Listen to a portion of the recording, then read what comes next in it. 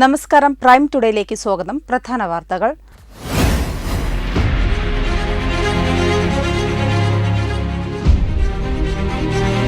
അക്ഷരമധുരം പകർന്ന് സ്കൂളിന് മന്ത്രിയുടെ സമ്മാനം 5 ലക്ഷം രൂപ.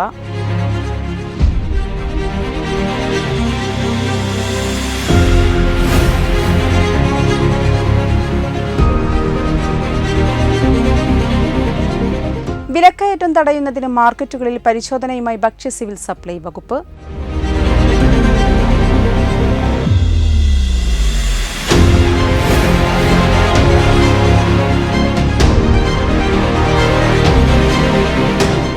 വെട്ടത്ത് കോൺഗ്രസിൽ ചേർന്നവർക്ക് സ്വീകരണം നൽകി.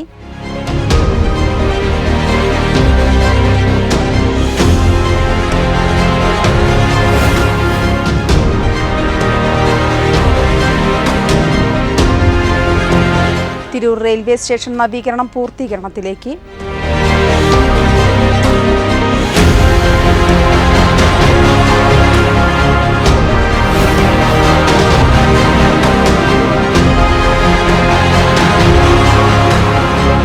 ഏഴൂർ റോഡിലെ യാത്ര നടുവൊടിക്കും. പരാതികൾ നൽകിയിട്ടും കണ്ണടച്ച് അധികൃതർ.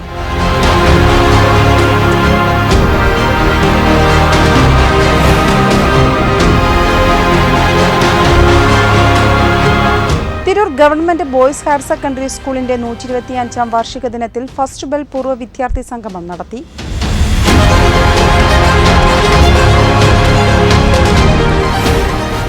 വിശദമായ വാർത്തകൾ. തിരൂർ ബോയ്സ് ഹയർ സെക്കൻഡറി സ്കൂളിലെ വിദ്യാർത്ഥികൾക്കും അധ്യാപകർക്കും PTA-ക്കും പൂർവ്വ വിദ്യാർത്ഥികൾക്കുമായി സ്കൂളിലെ പൂർവ്വ വിദ്യാർത്ഥിയായ കായിക വകുപ്പ് മന്ത്രി വി അബ്ദുറഹ്മാന്റെ സമ്മാനം.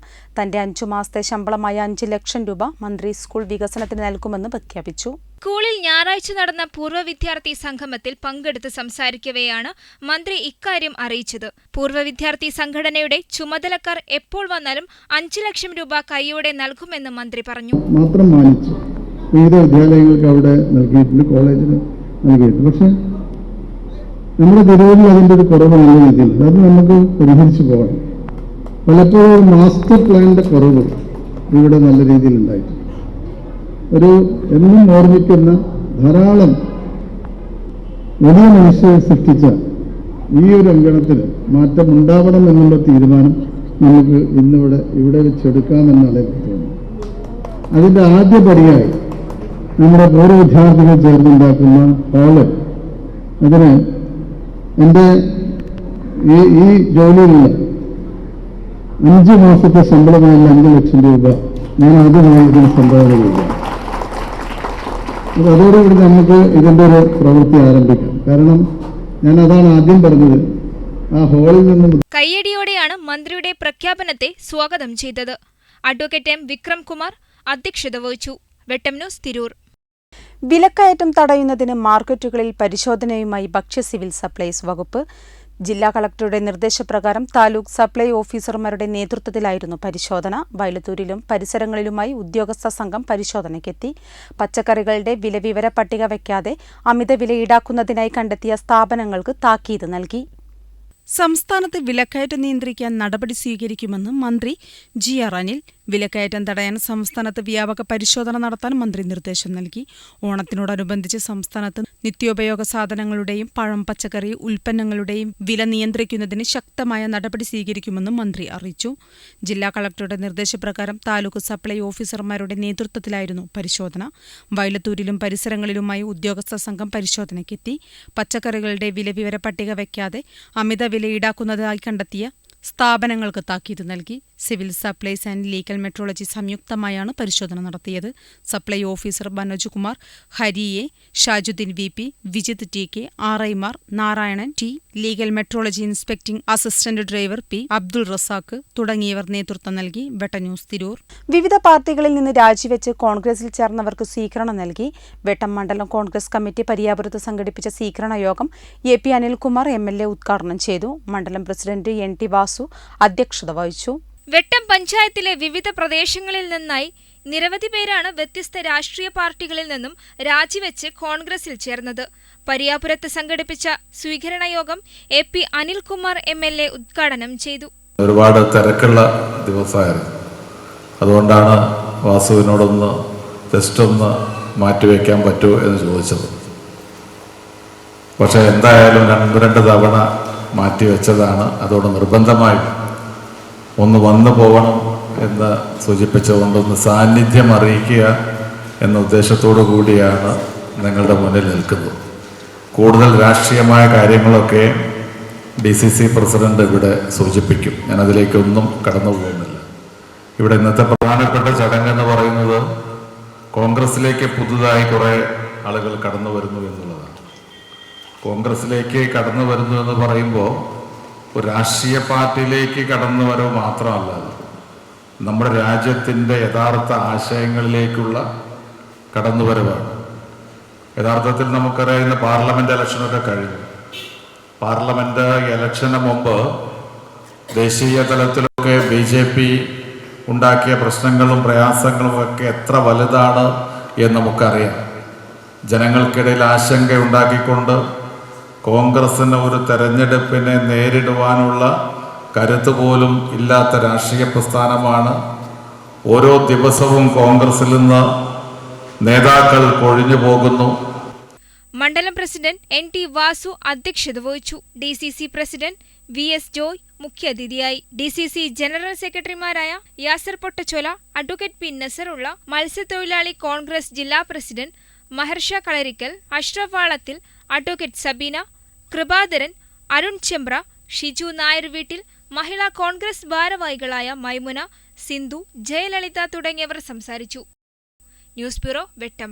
എക്സ്കലേറ്റർ നിർമ്മാണം കൂടി കഴിയുന്നതോടെ തിരൂർ റെയിൽവേ സ്റ്റേഷനിലെ അമൃത് ഭാരത് പദ്ധതി വഴിയുള്ള നവീകരണം പൂർത്തിയാവും. 3 മാസത്തിനുള്ളിൽ എല്ലാ പണികളും പൂർത്തിയാക്കാൻ സാധിക്കുമെന്നാണ് റെയിൽവേയുടെ വിലയിരുത്തൽ. തുടർന്ന് നവീകരിച്ച സ്റ്റേഷൻ നാടിന് സമർപ്പിക്കും.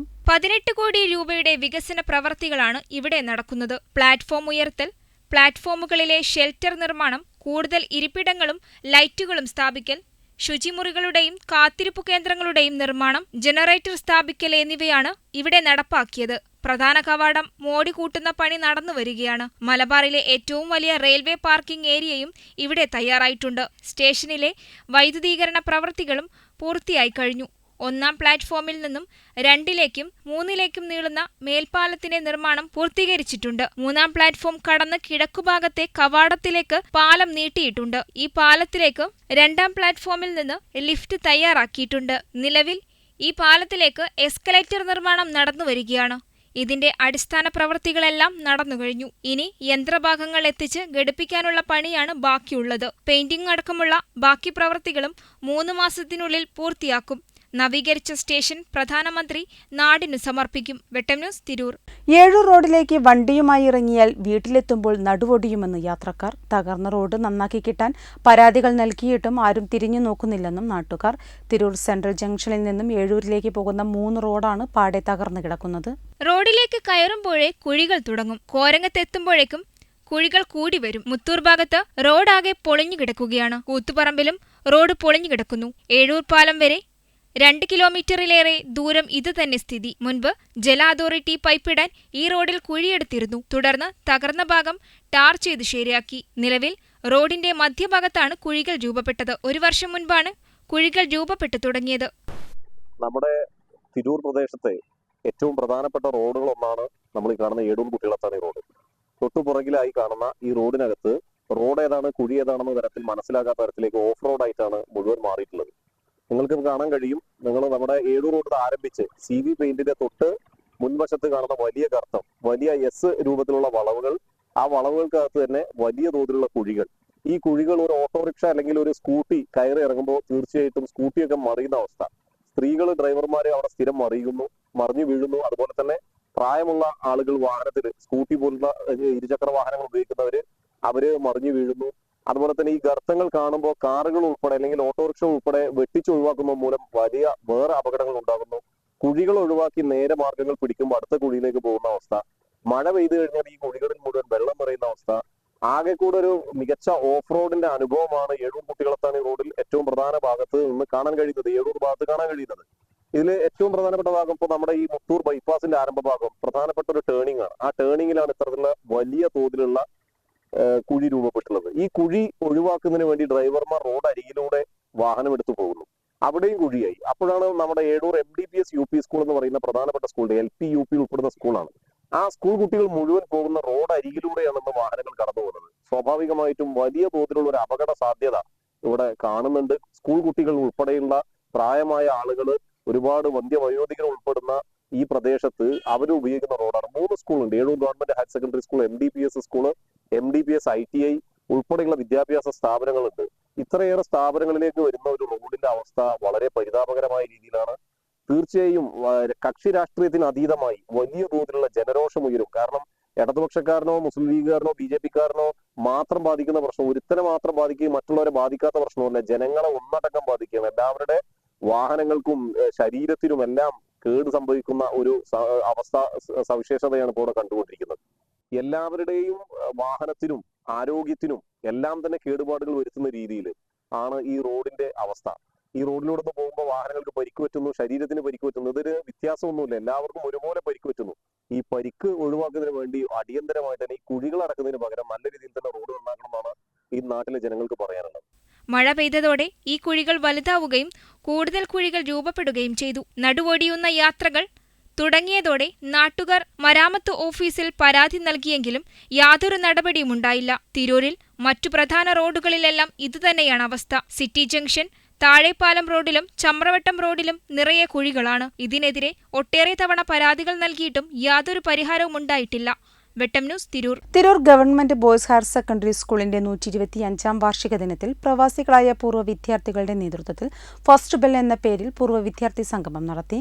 പൂർവ്വ വിദ്യാർത്ഥികളും ജനപ്രതിനിധികളും പൂർവ്വ വിദ്യാർത്ഥിയായ മന്ത്രി V. അബ്ദുറഹ്മാനും ചേർന്ന് ഭദ്രദീപം കൊളുത്തി ഉദ്ഘാടനം ചെയ്തു. 80 വയസ്സ് കഴിഞ്ഞ വിദ്യാർത്ഥികളും അധ്യാപകരും സംഗമത്തിനെത്തി. പൂർവ്വ വിദ്യാർത്ഥികളും ജനപ്രതിനിധികളും പൂർവ്വ വിദ്യാർത്ഥിയായ മന്ത്രി V. അബ്ദുറഹ്മാനും ചേർന്ന് ഭദ്രദീപം കൊളുത്തി ഉദ്ഘാടനം നിർവഹിച്ചു. Advocate M. വിക്രം കുമാർ അധ്യക്ഷത വഹിച്ചു. മന്ത്രി V. അബ്ദുറഹ്മാൻ തന്റെ 5 മാസത്തെ ശമ്പളമായ 5 ലക്ഷം രൂപ പഠിച്ച സ്കൂളിന് സമ്മാനിച്ചുകൊണ്ട് പ്രഖ്യാപനം നടത്തി. പൂർവ്വ വിദ്യാർത്ഥികളുടെ കൂട്ടായ്മ ഈ സ്കൂളിന് നിർമ്മിച്ചു നൽകുന്ന ഓഡിറ്റോറിയത്തിന്റെ നിർമ്മാണത്തിലേക്കുള്ള സംഭാവനകളും കൈമാറി. നഗരസഭാ ഉപാധ്യക്ഷൻ P. Ramankutty, Saraswathi, Abbas Adippatt, Pune Shamsudheen, K. Muhammad Ashraf, AK Babu, MC Vinod Kumar, Shihab Adippatt, A. Anwar Sadath എന്നിവർ പ്രസംഗിച്ചു. വെട്ടം ന്യൂസ്, തിരൂർ. പ്രൈം ടുഡേ പൂർണ്ണമാകുന്നു. നന്ദി, നമസ്കാരം.